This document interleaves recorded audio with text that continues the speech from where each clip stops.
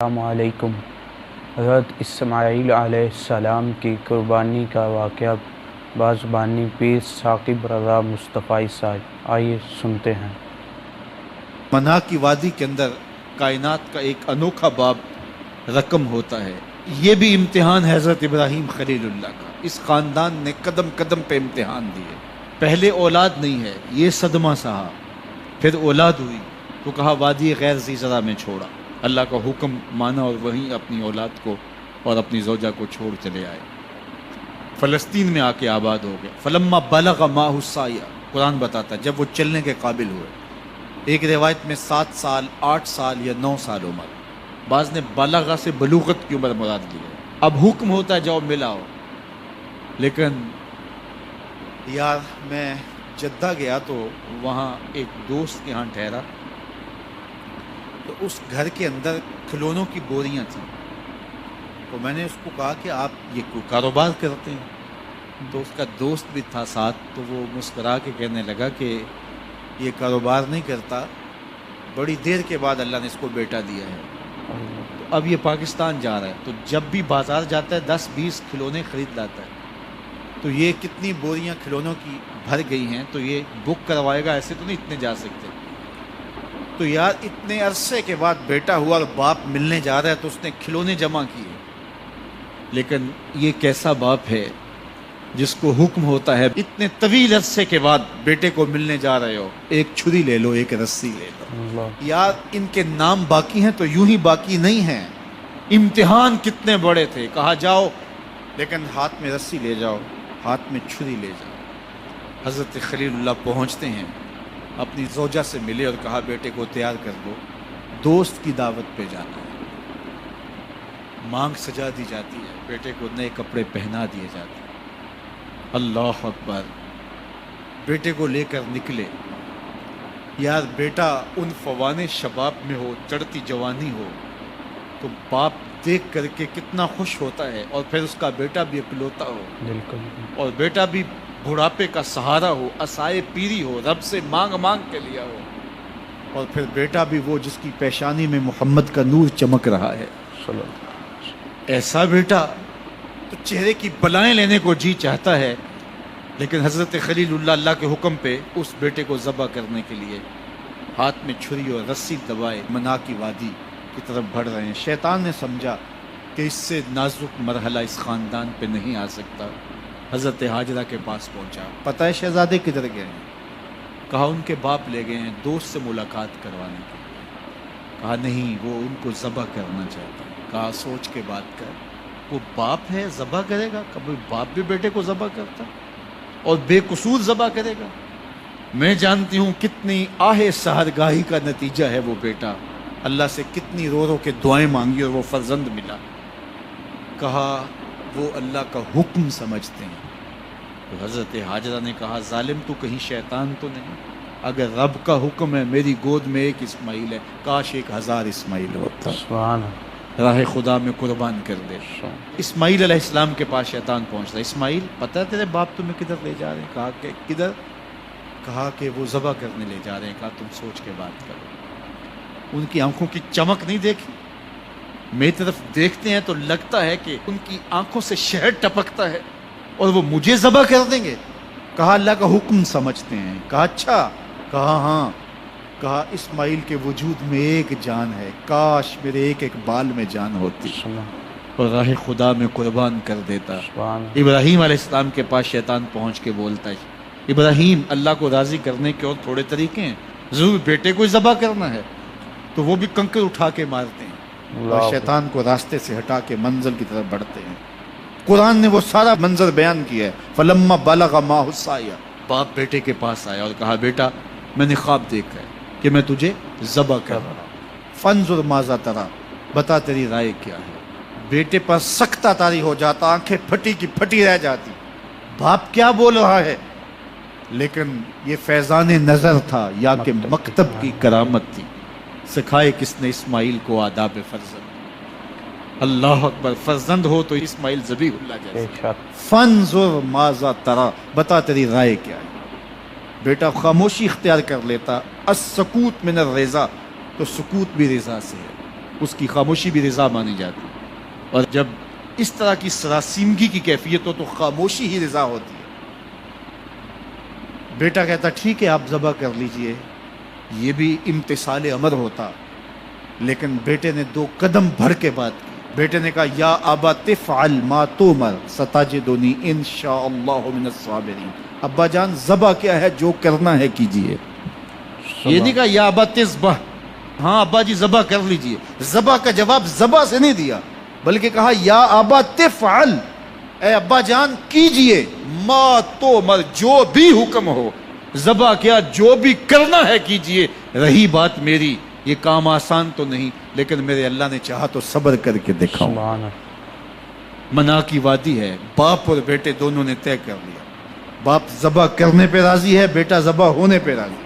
یار اسلام من مانی کا نام نہیں ہے، اپنے خواہشات بے شک۔ کو پورا کرنے کا نام اسلام نہیں ہے، اپنے آپ کو مالک کے سپرد کر دینے کا نام ایمان ہے، بے شک۔ اس کا نام اسلام ہے۔ یہاں دیکھیے فلما اسلما، جب دونوں نے طے کر لیا، دونوں راضی ہو گئے، باپ ذبح کرنے پہ راضی ہو گیا، بیٹا ذبح ہونے پہ راضی ہو گیا۔ وَتَلَّهُ لِلْجَبِينِ، اور باپ نے بیٹے کو پیشانی کے بل لٹایا۔ قرآن نے وہ سارا منظر بیان کیا ہے، اس پر مفسرین کے 2 قول ہیں۔ ایک یہ کہ الٹا لٹایا تاکہ کفا سے ذبح کروں، گردن کے پچھلے حصے پر چھری رکھ کے ذبح کروں گا، منمونہ چہرہ میری آنکھوں کے سامنے نہ ہو، اور میرے دل کے اندر کوئی جذبہ رحم نہ جاگے جس سے اللہ کے حکم کی تعمیل میں دیر ہو جائے۔ اور دوسرا معنی یہ کیا کہ آپ جانور قربانی کے لیے جو ذبح کرتے ہیں تو اس کی گردن کو بل دے کے اس کی پیشانی کو زمین پہ لگا دیتے ہیں تاکہ یہ رگیں تن جائیں اور ذبح کرنے میں آسانی ہو۔ حضرت اسماعیل کی معصوم گردن کو بل دے کر کے ان کی پیشانی پتھر کے ساتھ جوڑی گئی۔ وَتَلَّهُ لِلْجَبِينِ، پیشانی کے بل یوں لٹایا گیا کہ گردن کھل جائے اور بیٹے کو ذبح کرنا آسان ہو۔ آنکھوں پہ پٹی باندھ لی کہ یہ منظر تو دیکھا نہیں جا سکے گا، اللہ کے حکم کی تعمیل بھی بہر صورت کرنی ہے۔ سعادت مند بیٹا بولتا ابا جان مجھے رسیوں سے جکڑ لیجیے، کہیں ایسا نہ ہو کہ میں تڑپوں اور اللہ کا حکم پورا کرنے میں آپ کو دیر ہو جائے۔ اللہ اکبر۔ باپ بیٹے کو رسیوں سے جکڑ لیتا ہے، ہاتھ میں چھری پکڑی ہے، ذبح کرنے لگتے ہیں تو بیٹا بولتا ہے ابا جان رسیاں کھول دیجیے۔ کیوں؟ آپ کا منصوبہ، آپ کا پروگرام تبدیل ہو گیا؟ کہا نہیں۔ تو پھر کیوں رسیاں کھولوں؟ کہا کہیں ایسا نہ ہو کہ کل کا مورخ لکھے کہ باپ ذبح کرنا چاہتا تھا، بیٹا ہونا نہیں چاہتا تھا، باپ نے باندھ کے کیا۔ کھول دیجیے، نہیں تڑپوں گا۔ رسیاں کھل جاتی ہیں، بیٹا پیشانی کے بل لٹایا ہوا ہے، ہاتھ میں چھری پکڑی ہے، منا کی وادی ہے، کارکنان قضاء و قدر کی چیخیں نکل رہی ہیں، حوریں تھرا رہی ہیں، زمانہ کانپ رہا ہے، منا کی وادیوں پر تھر تھراہٹ ہے، مالک قیامت آنے والی ہے۔ فرشتے بھی پوچھ رہے ہیں کہ مالک کیا ہونے والا ہے؟ کہا تم کہتے تھے انسان کو پیدا کر رہا ہے، سجدے تو ہم کریں گے، ذرا میرے بندے کی ادا تو دیکھو، سبحان اللہ۔ ذرا میرے بندے کا انداز محبت تو دیکھو، میری فرما برداری، انقیاد امر اور اطاعت اور امتثال امر کی مثال تو دیکھو، ذرا دیکھو میرا بندہ میرے حکم کی تعمیل کیسے کر رہا ہے۔ اللہ اکبر، کائنات آنکھیں جھپک رہی ہے، سورج منہ چھپا رہا ہے کہ یہ منظر دیکھا نہیں جا رہا، اور منا کی وادی تھر تھر کانپ رہی ہے کہ ایک بوڑھا باپ ہاتھ میں چھری پکڑے اپنے نونہال فرزند کو ذبح کرنا چاہ رہا ہے۔ عجیب منظر ہے کائنات کے اندر۔ حضرت ابراہیم آگے بڑھے، بیٹے کی گردن پہ چھری رکھی اور پوری قوت کے ساتھ چھری کو جنبش دی۔ اللہ اکبر، لیکن ایک بال بھی نہیں کٹا۔ سبحان اللہ۔ پاس پڑے پتھر پر چھری کو مارا۔ لما تقطع یا سکین، چھری کاٹتی کیوں نہیں؟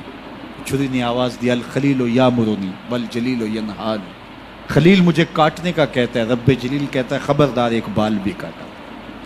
کہا چھری تیرا کام تو کاٹنا ہوتا ہے۔ کہا حضرت آگ کا کام بھی تو جلانا تھا، جس نے آگ کو جلانے سے روکا تھا آج اس نے مجھے کاٹنے سے روکا۔ سبحان اللہ۔ اس کا یہ مفہوم بھی نکالا جا سکتا تھا کہ میں نے تو چھری چلا دی، اب چھری نے کچھ نہیں کیا تو میرا کیا قصور؟ اللہ اکبر، دوبارہ چھری تیز کی اور حلق پر چھری کی نوک رکھی اور اپنا سارا وزن ڈال دیا۔ گردن کٹ گئی، خون بہنے لگا، اور دل میں تھا کہ اتنا بڑا کام جو میں نے کر لیا، لیکن جب پٹی کھولی تو دیکھا منظر بدلا ہوا ہے۔ جس کو بیٹا سمجھ کے ذبح کیا وہ بیٹا نہیں تھا، دمبا تھا۔ سبحان اور جبریل امین پاس کھڑے ہیں اور اسماعیل مسکرا رہے ہیں، بے ساختہ زبان سے نکلا اللہ اکبر، تو حضرت اسماعیل بولے لا الہ الا اللہ واللہ اکبر، جبریل بولے اللہ اکبر وللہ الحمد۔ اب یقین تھا کہ یہ سارا اہتمام ادھر سے، جبریل کا آنا اور دمبا پڑا ہے اور ذبح پڑا ہے اور جبریل امین موجود ہیں تو یہ یہی لے کر آئے ہوں گے، اور بیٹا مسکرا رہا ہے۔ یہ سارا منظر، یہ قرینہ حالیہ بتا رہا تھا کہ یہ سارا الوہی اہتمام ہے، رب نے قربانی قبول کر لی۔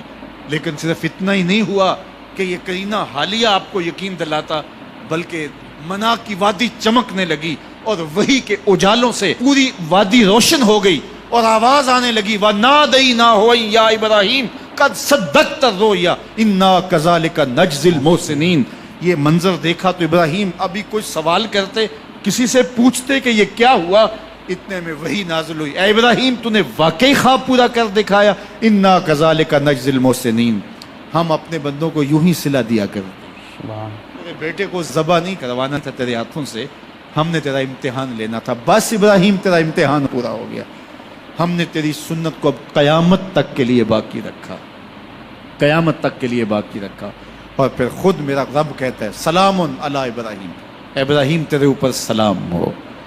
اللہ اکبر۔ منا کی وادی کے اندر حج کے موقع پر 40 لاکھ حجاج ہیں، تو کچھ شیوخ عرب کے اور باقی عمراء مخیر سعادت مند لوگ 100 قربانیاں بھی پیش کرتے ہیں، تو کروڑوں قربانیاں منا کی وادی میں ذبح ہو رہی ہوتی ہیں اور حدود حرم میں، اور بے ساختہ زبان پہ نکلتا ہے سلام علی ابراہیم۔ ہر سال یہ شور و غوغا ہوتا ہے کہ اس مرتبہ قربانی بہت مہنگی ہے، شاید زیادہ لوگ قربانی نہیں کر پائیں گے، لیکن جو ہی موسم قربانی کا آتا ہے گلیوں اور بازاروں کے اندر جانور گھوم رہے ہوتے ہیں اور ان کو دیکھ کے بے ساختہ زبان پہ آتا ہے سلام علی ابراہیم، ابراہیم تیرے اوپر۔ تو یہ کتنا بڑا امتحان تھا، کتنی بڑی آزمائش تھی، بے شک لیکن اس آزمائش سے سرخرو نکلے، نمبر بھی پورے 100 حاصل کیے، کامیاب اور بامراد اور کامگار ہوئے۔ آج ہمیں اس سنت کو باقی رکھ کر کے ہمیں وہ یاد تازہ کی جا رہی ہے کہ میرے ایسے بندے کہ جو میرے حکم پہ اپنی سب سے عزیز چیز بھی قربان کرنے سے گریز نہیں کیا کرتے۔ ہمارے ایک بزرگ فرمایا کرتے تھے کہ ہر بندے کا ایک اسماعیل ہوتا ہے، جب تک وہ اپنے اسماعیل کی گردن پہ چھری نہیں رکھتا رب کا قرب نصیب نہیں ہوا۔ تو جو تمہاری محبوب چیز ہے اس کو راہ خدا میں جب تک قربان کرنے کا جذبہ نہیں پاؤ گے تب تک تمہیں وہ منزل نصیب سعادت کی نہیں ہوگی۔ پیر ثاقب رضا مصطفی صاحب کا بیان آپ نے سماعت فرمایا۔ مزید بیان سننے کے لیے ہمارے چینل کو سبسکرائب کریں اور لائک اینڈ شیئر کریں۔ جزاک